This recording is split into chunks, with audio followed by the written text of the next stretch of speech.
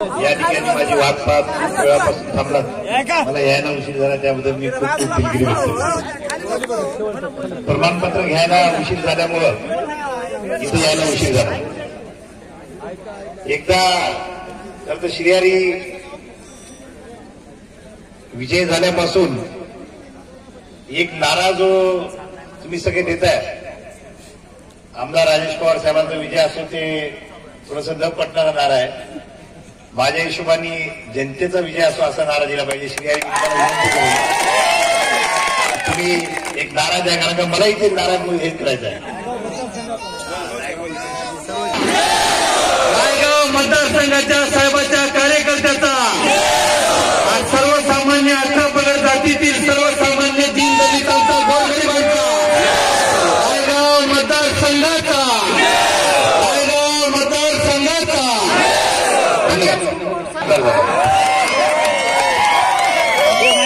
मी फक्त एक प्रातिनिधिक स्वरूपामध्ये आमदार आहे, पण नायगाव मतदारसंघातील प्रत्येक जनता ज्यांनी मतदान दिलंय ज्यांनी दिलं नाही ती सुद्धा आमदार झाली लक्षात ठेवा. त्यामुळे आपल्या सगळ्यांचे मला प्रतिनिधी म्हणून पुन्हा सलग दुसऱ्यांदा आपण या ठिकाणी नेमणूक केली म्हणेल मी, कारण का मी नेहमी म्हणतो मोदी साहेबांच्या भाषेमध्ये जसं बोलतात की जनसेवक म्हणून आपण परत एकदा माझी नियुक्ती केली, त्याबद्दल मी आपले खूप खूप आभार व्यक्त करतो. आणि मी आपल्याला शब्द दिल्याप्रमाणे काहीतरी फार मोठा एखाद्या राज्याचा कुठला तरी राजा झालो, काय तर मालक झालो अशी कुठलीही भावना माझ्या मनामध्ये नाही.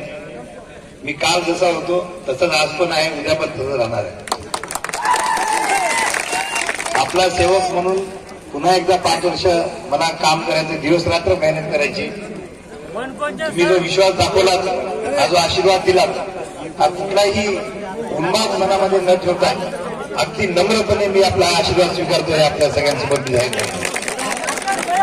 मला जाणीव आहे की या आशीर्वादामध्ये फार मोठा विश्वास तुम्ही मला दाखवलात आणि फार मोठी जबाबदारी माझ्यावर पुन्हा एकदा आलेली आहे. आणि या जबाबदारीचं पूर्ण भान ठेवून मी आपल्या सगळ्यांना सांगत होतो, इथे मित्रपक्षाचे अनेक नेते बसलेत, कार्यकर्ते बसलेत, ज्यांनी जीवाचं रान केलं, दिवसाचं मेहनत केली, वेळप्रसंगी गावामध्ये त्यांना त्रास झाला, याची मला पूर्ण जाणीव आहे. आपल्यापैकी प्रत्येकाला मी विश्वास देतो की आपल्याला झालेला त्रास याची नोंद घेतल्या जाईल, केलेल्या मेहनतीची नोंद घेतल्या जाईल, आपण केलेल्या त्यागाची नोंद घेतली जाईल. आपण जो विश्वास माझ्यावर दाखवला संपूर्ण मतदारसंघाने, त्याची ही संपूर्णता नोंद ही घेतली जाईल आणि ते इथे ठीक बसणार आहे. मी काळजी करू नका. येणाऱ्या काळामध्ये जसं डॉक्टर देशमुख साहेबांनी सांगितलं की ही निवडणूक आपण विकासावर लढवली. पहिल्यांदा झाला असेल की या ठिकाणी आपण फक्त विकास हाच शब्द वापरत होतो, परंतु विरोधक मात्र या ठिकाणी त्यांनी वेगवेगळे फॉर्म्युले वापरले. जातीपातीचा तर फॉर्म्युला खूपच वापरायचा प्रयत्न केला. जवळपास अशी एकही जात शिल्लक ठेवली नाही की मला त्या जातीचा विरोधी म्हणून म्हणले नाही.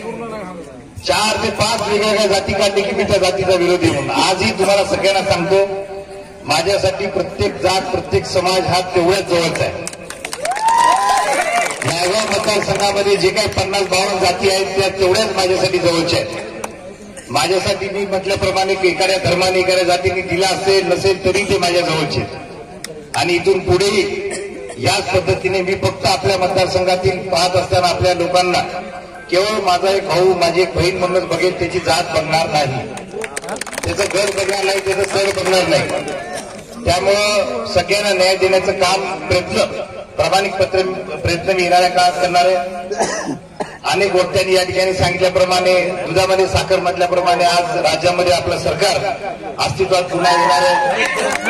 त्यामुळे या सरकारच्या माध्यमातून मागच्या 5 वर्षामध्ये जो विकास झाला त्याही पेक्षा कितीतरी पटीने विकास होणार हे लक्षात ठेवा. मी आशा करतो. आणि या ठिकाणी त्याचा उल्लेख केलाच पाहिजे कमानीवाल्या बाबाचा. या घुसखोर कमानीवाल्या बाबाला आणि त्याच्या सुनेला पुन्हा एकदा मी आवाहन करतो, तुम्ही ज्या खालच्या पातळीवर जाऊन प्रचार करण्याचा प्रयत्न केला, तुम्ही जो आरोप केला की तीर्थयात्रा ही सरकारी योजनेत होते, आजही मी तुम्हाला आवाहन करतो, तुम्ही सिद्ध करून दाखवा नसेल तर तुम्ही राजकारणातून संन्यास घ्या. अजून तुम्हाला 8 दिवस देतील. तुम्हाला 8 दिवस देऊ का महिनाभर द्यायचं संजू भाऊजांना? 1 महिना देऊ. चला अजून 1 महिना देऊ. तुम्ही सिद्ध करून दाखवा.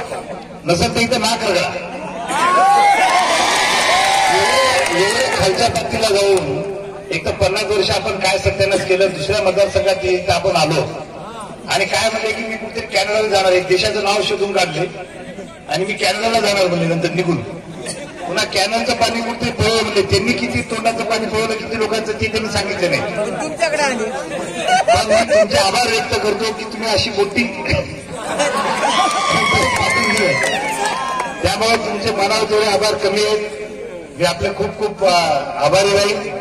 जास्तीचं बोलणं नाही. मी आपल्याला नेहमी सांगतो तसं आपल्याला आता येणाऱ्या काळामध्ये सत्कारामध्ये वगैरे वेळ घालवायचा नाही. आपल्याला मी शब्द दिला होता की तुम्ही फक्त 20 तारखेपर्यंत तुमचं काम करा. त्याच्या पुढचे 5 वर्ष मी काम करणार आहे. आजही माझ्या त्या शब्दाला मी याप्रमाणे बांधील आहे. इथून पुढे फक्त आता आज किंवा उद्या मुंबईला जाईल. अधिवेशन असेल एखादी महिना. अधिवेशन झाल्यानंतर आपल्याला दिसेल. मी तुम्हाला या फॉर्म भरताना मी इथं शब्द दिला होता की तुम्ही पागल व्हाल अशा प्रकारचा विकास मी करून दाखवला. कधीही न झालेला जादू व्हायला लागली का असं वाटण्यासारखा विकास येणाऱ्या काळामध्ये आपल्याला होणार.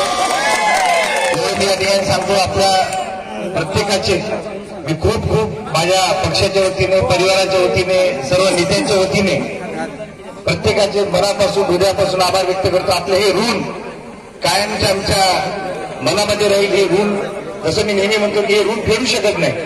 कारण की आपलं एक मत म्हणजे फार मोठं